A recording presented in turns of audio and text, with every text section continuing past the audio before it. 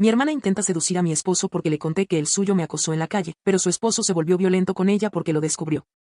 Yo tengo 29 años, mi hermana tiene 32, y llevamos una relación bastante normal para dos personas que crecieron en la misma casa. Pero no necesariamente habrían sido amigas si se hubieran conocido en otro contexto.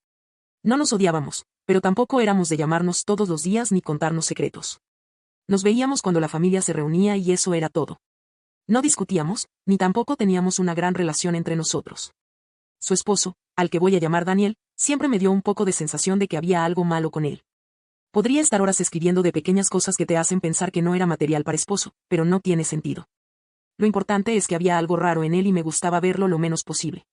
Mi esposo también lo había notado, y aunque nunca hizo una escena, sí me había dicho varias veces que Daniel tenía un modo raro conmigo. Por lo menos no estaba loca imaginando cosas. Durante años intenté evitar quedarme sola con Daniel. Simplemente, si él entraba a una habitación donde yo estaba sola, salía, si se sentaba cerca de mí, yo encontraba una excusa para moverme, si hacía un comentario raro. Yo no le daba espacio para convertirlo en conversación. Mi hermana siempre actuaba como si no notara nada o como si no quisiera notarlo, que en la práctica termina siendo lo mismo. Ella estaba muy invertida en la idea de que su matrimonio era sólido, bonito y superior al de los demás. Daniel, por su parte, parecía disfrutar esa imagen de marido encantador frente a la familia, aunque cada tanto se le escapaba su personalidad. El problema empezó hace un tiempo en el centro de la ciudad. Yo había ido a hacer unos trámites y después entré en un lugar para comprar algo de comida para llevar. Allí me encontré con Daniel. No sabía que él trabajaba cerca, o al menos eso dijo.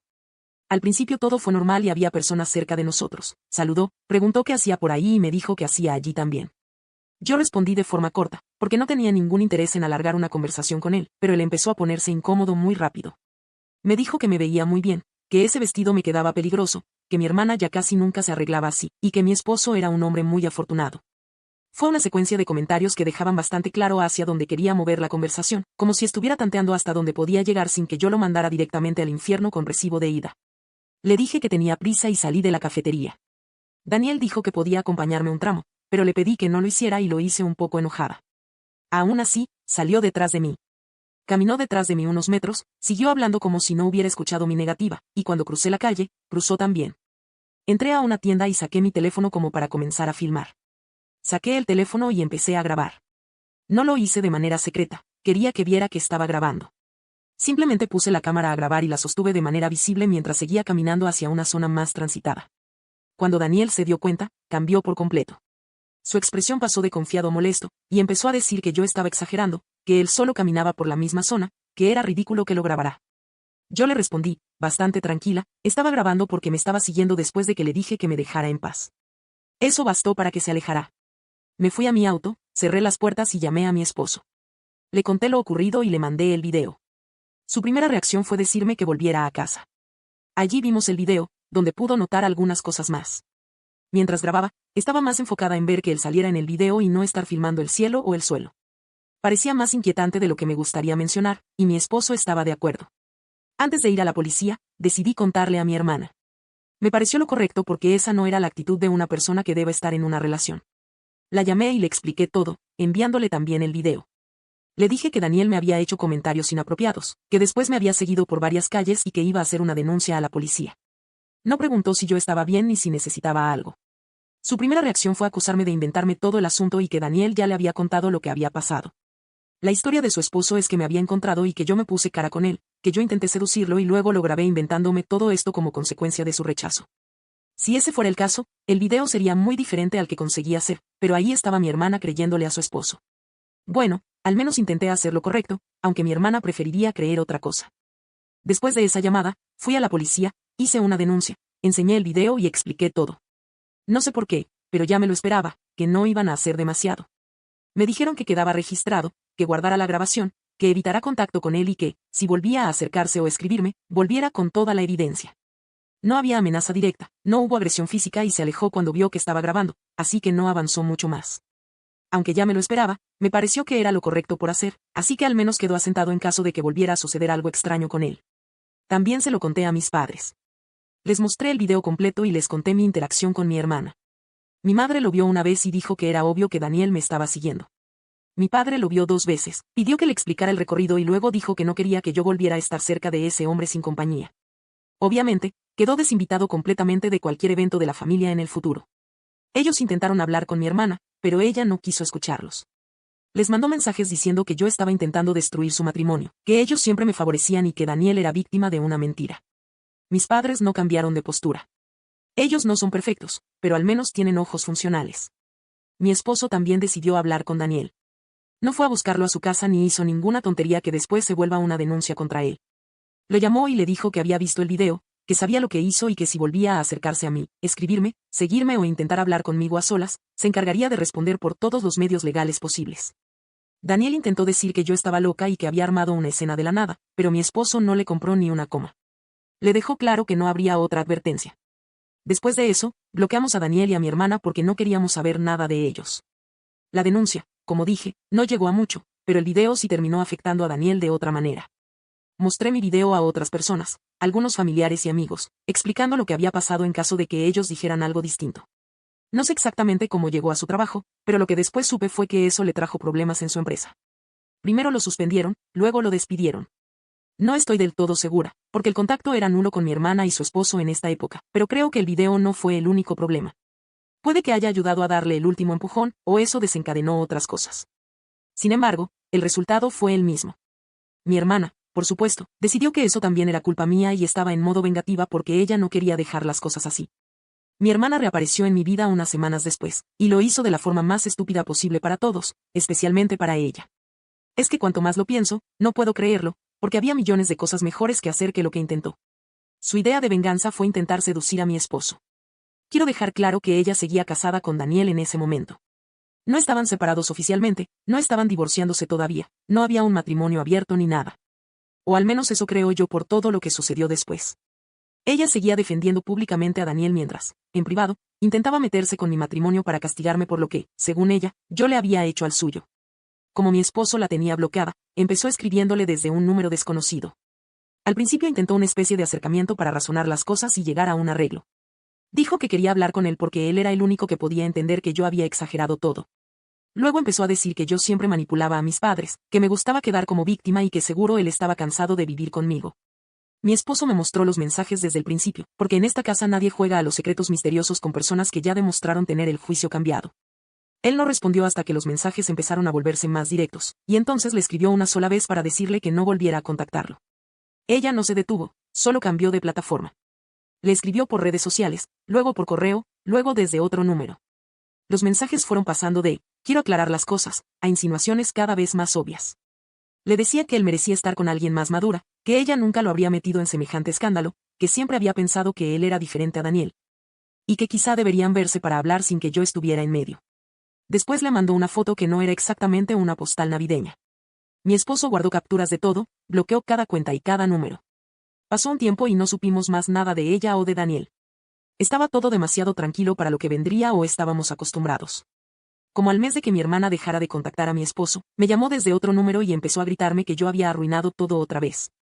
Dijo que ella no quería realmente a mi esposo, solo quería darme una lección, que quería que yo entendía lo que se sentía cuando alguien intentaba meterse en tu matrimonio. La diferencia, bastante sencilla para cualquier persona que no tenga el cerebro metido en una licuadora, es que yo no intenté seducir a Daniel. Daniel me siguió por la calle. Ella, en cambio, escribió mensajes durante días, mandó fotos y trató de convencer a mi esposo de reunirse con ella. Pero supongo que en su cabeza ambas cosas eran equivalentes porque la hacían quedar mal, y esa era la única medida moral que parecía importarle. Al parecer, Daniel finalmente vio todos los mensajes. Supongo que habrá revisado los dispositivos de mi hermana o lo que sea, porque nosotros no hicimos nada de nuestra parte y nadie más tenía esas cosas. Al menos que nosotros supiéramos. El punto es que se enteró de todo. Y entonces el matrimonio que mi hermana tanto decía que yo estaba intentando destruir, empezó a destruirse solo, y lo hizo al estilo de un matrimonio conformado por dos personas tóxicas. Algo que pensaba que podía suceder el día que le advertí lo que su esposo hizo conmigo sucedió, Daniel se puso agresivo con ella. No voy a dar detalles morbosos porque no hacen falta, pero hubo gritos, cosas rotas y una vecina llamó a la policía. Mi hermana tuvo que ir al hospital para que la revisaran. Quiero aclarar, esto fue antes de que ella me llamara. Estoy segura de que esperaba que yo hablara con su esposo golpeador y le dijera que todo había sido un malentendido o algo, porque no presentó la denuncia contra el esposo.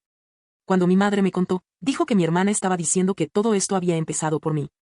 Ahora no sé qué sucederá, pero mi madre está haciendo lo posible para que no vuelva a la casa con Daniel. Ella se está quedando en lo de una amiga, pero pareciera como si lo estuviera pensando. Porque no lo ha denunciado a la policía y es como si simplemente estuviera esperando que se tranquilice y no la golpee cuando regrese a la casa. Estoy completamente incómoda con esto, pero al mismo tiempo supongo que es parte de la dinámica de ellos. Pero mentiría si dijera que me interesa o estoy preocupada por ella. Nada de esto hubiera sucedido si ella hubiera tomado decisiones muy diferentes. Actualización 1. Como todos han sido muy amables conmigo, quiero darles una actualización sobre el matrimonio de mi hermana.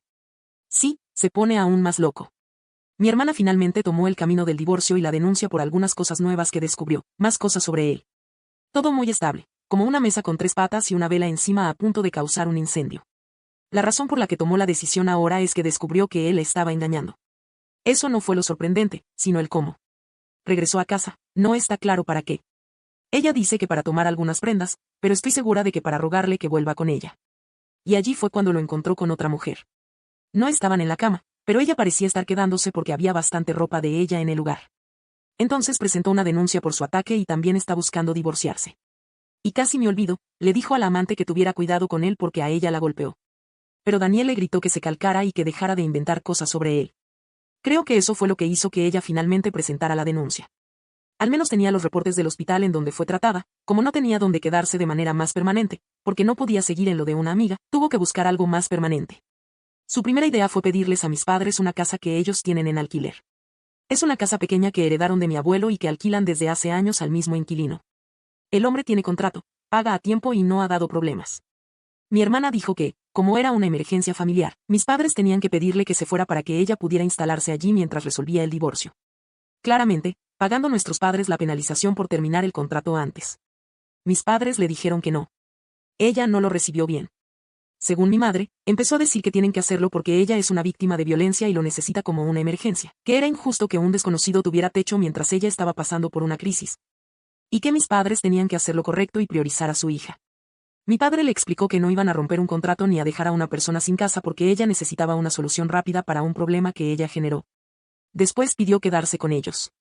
Esa conversación fue peor. Mi hermana pensó que, aunque no le dieran la casa alquilada, al menos la dejarían mudarse a su casa. Mis padres también dijeron que no, no porque quisieran verla en la calle, sino porque ya habían visto cómo manejaba los conflictos. Mi madre le dijo que, si ella hubiera escuchado cuando yo le advertí sobre Daniel, probablemente las cosas habrían sido muy distintas. Incluso dijo que, en otro escenario, si mi hermana no hubiera intentado meterse con mi esposo, quizá yo habría aceptado que se quedara unos días conmigo mientras organizaba su vida. Pero ese escenario murió en cuanto ella prefirió vengarse porque yo le dije la verdad de lo que sucedía con su esposo. Mi hermana dijo que era injusto, pero mis padres le explicaron que no había nada injusto en la situación.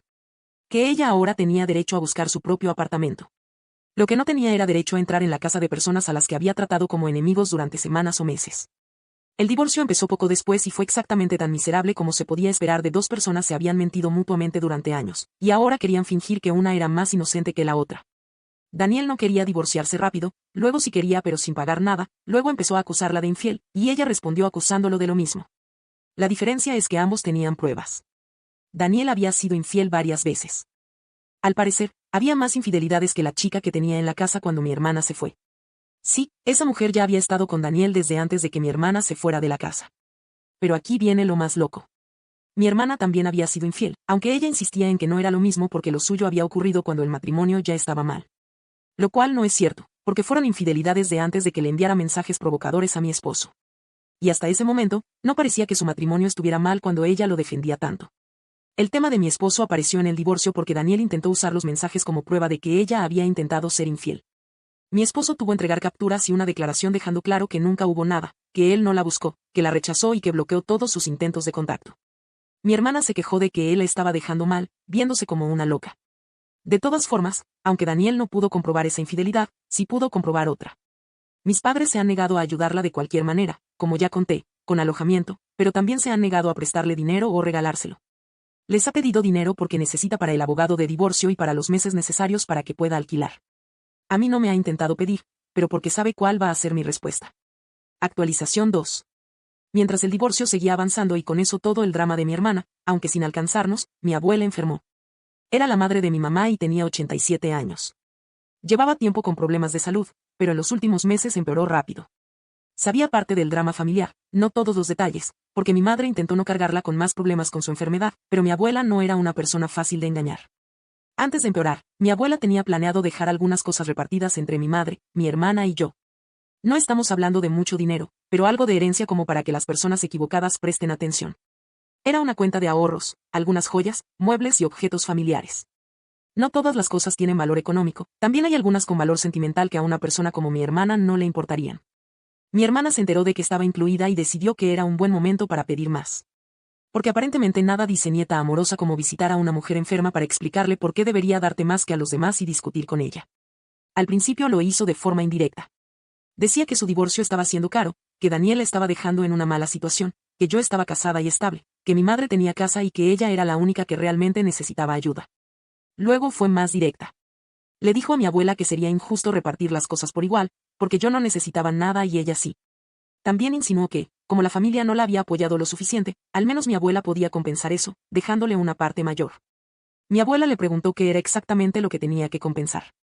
Mi hermana empezó con su versión habitual, que yo había destruido su matrimonio, que mis padres se habían puesto de mi lado, que mi esposo la había humillado mostrando mensajes privados y que Daniel había perdido el trabajo por una exageración mía.